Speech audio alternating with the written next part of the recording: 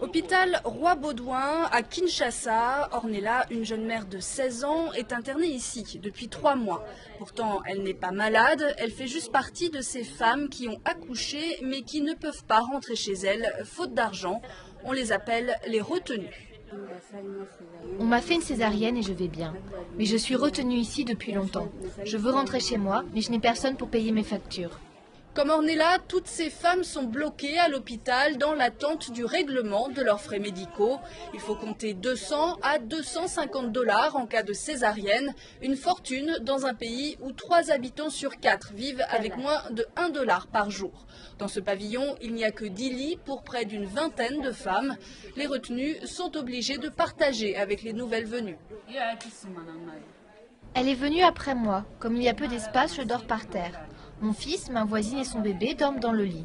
Tu veux dire que si tu es resté longtemps sans payer, on t'oblige à partager le lit? Oui, on te demande de faire le sacrifice, comme eux ils l'ont fait en me soignant sans frais. Albertine, mère de jumelles, a déjà payé 170 des 200 $ qu'elle devait à l'hôpital. Ses points de suture lui font mal 3 mois après la césarienne, mais l'infirmière refuse de la soigner tant qu'elle n'a pas soldé sa dette. Avec ce que j'ai déjà donné, vous pouvez soigner ma plaie car j'ai mal. Maman, je ne suis pas devant un tribunal ici. Une réponse justifiée pour les responsables de l'hôpital qui reçoit en moyenne 200 malades par mois, dont un tiers de démunis.